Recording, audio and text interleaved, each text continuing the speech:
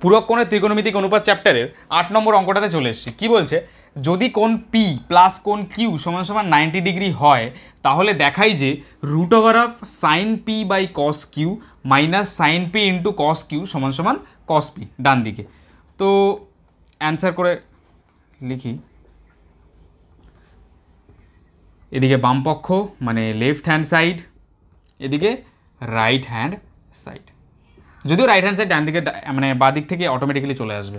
দেখো কি বলেছে, root over of sine P divided by cos of Q বলেছে। তো কিউ এর জায়গায় আমরা কত লিখতে পারি, 90 মাইনাস পি লিখতে পারি। কেন লিখতে পারি, কারণ আমাদের এখানে কি বলেছে, পি কোণ পি প্লাস কোণ কিউ সমান সমান 90 বলেছে, তাই তো, 90 বলেছে। তাহলে কোণ কিউ সমান সমান কত হবে, 90 মাইনাস পি হবে, তাই তো, কোণ পি।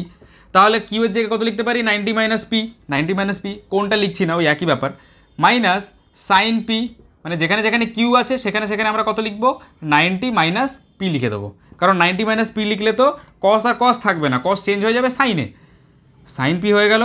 আর এটা কত হবে, cos of 90 minus P sign P হয়ে যাবে, মাইনাস এদিকে সাইন পি রয়েছে আর কস অফ 90 মাইনাস পি কত হয়ে যাবে, সাইন পি হয়ে যাবে, হয়ে যাচ্ছে।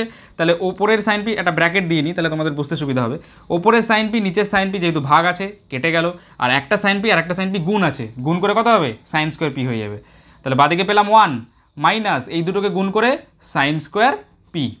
এবার 1 মাইনাস সাইন স্কোয়ার পি সমান সমান কত হয়, কস স্কোয়ার পি হয়। কী করে হয়, আমরা একটা ফর্মুলা জানি, সাইন স্কোয়ার থিটা, আমরা একটা ফর্মুলা কি, আমরা এই ফর্মুলাই জানি, আর কিছু জানি না।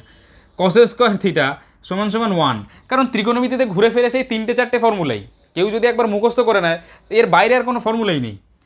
Sine square theta plus cos square theta সমান সমান 1, তাহলে কস স্কোয়ার থিটা সমান সমান যদি এক্ষেত্রে লিখি বা বলে, তাহলে সাইন স্কোয়ারটাকে ডান দিকে নিয়ে যদি চলে যাই 1 মাইনাস সাইন স্কোয়ার থিটা, তাহলে 1 মাইনাস সাইন স্কোয়ার থিটা সমান সমান কস স্কোয়ার থিটা। তাহলে 1 মাইনাস সাইন স্কোয়ার পি, খালি থিটার জায়গায় পি আছে, কত লিখতে পারি, root over of cos square P লিখতে পারি। Root over of cos square P, তাহলে কত চলে আসবে, খালি কস পি।